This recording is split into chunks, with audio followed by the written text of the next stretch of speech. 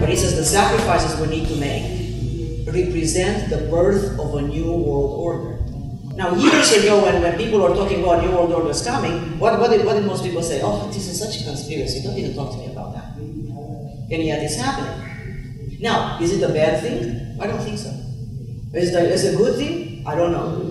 Yeah, Canada, Mexico, and the United States integrated into one country. But it is a new thing, for sure. It is a new thing that we haven't experienced so far.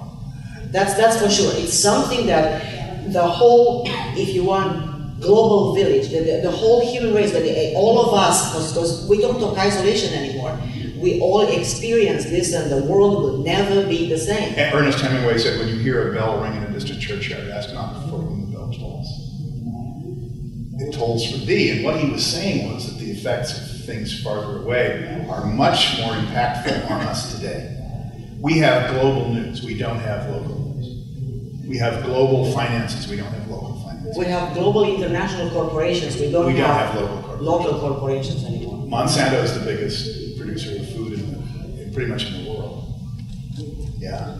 So what we have is we have a global scene, and by the way, don't think it's going back. It's not. No, we're not going back. Because of the electronics, the internet, and satellite communication. But we're much more amalgamated. We don't think that's a bad thing, by the way. We don't think that's a bad thing. It's just a new thing. And being a new thing, being a new thing. So what's happened? Most people are unprepared, let's face it. They're unprepared to deal with a new situation. So what's happened?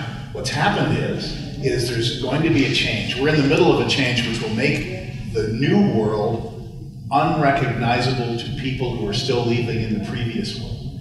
That's already happened. It's already happened, and it's happening. I don't know if you know somebody who looks around and doesn't see anything going on. They're just, oh yeah, everything's fine. Everything's good old ways.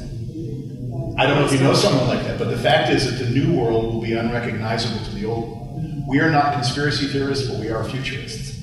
And I will tell you that the new world that you're about to see will be different from the old world. Gee, I don't know, ask your doctor if the purple pill's right for you. What is the purple pill, by the way? Next year. Now, how long did that take? How long did that take? And what's the one with the butterfly? Lunesta, there you have it. And with Lunesta, they discovered, by the way, a new form of advertising. Lunesta is the first advertising that appeared this way. In 6 months from now, your sleep will be much better. There's this wonderful butterfly, but they didn't say anything. They never did the product. They never 6 months later appeared Lunesta. So now that if you notice, more and more advertising is like this. There's a new product. There is hope. And so some people decided not to accept what was put onto them, and decided not to suspend their disbelief that anything else is possible, and decided to do something and start again. And there were people in their 40s who had to redo their degrees because the Romanian degree wasn't accepted wherever they went somewhere else. And they started new, and they succeeded.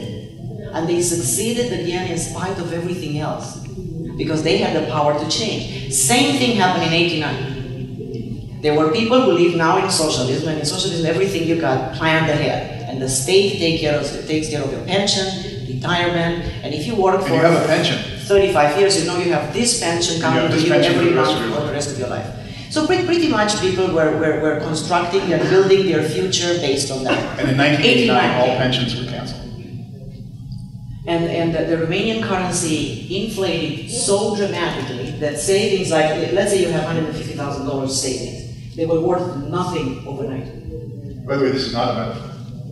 They were absolutely nothing overnight. This is a true story.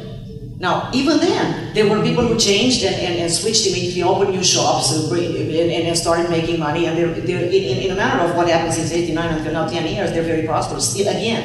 And there are people who didn't do anything, and they sit there, and if you listen to their timeline, their past is in front of them. They look to the past, and they say, for comfort, they were the good old times, and what pity that we don't have them again. And they still live in the past. Now, how much satisfaction would that give you? How much satisfaction? And they're intelligent people. By the way, they're bright people. They're people with education, people that they're not dumb, stupid people that are incapable. No, I'm not talking about those. But I'm talking about your ability to switch, to be flexible, and to find that thing, that power inside you that doesn't cripple you, that allows you the freedom to move and switch and be flexible and change so that you are safe. And what it is you've got to realize that separated from the reality of crisis, Right. by the thinnest of veils, Right. is a reality where you have all the power that exists. Yes. And you need to get outside the box or outside the frame that the networks and the media are painting for you.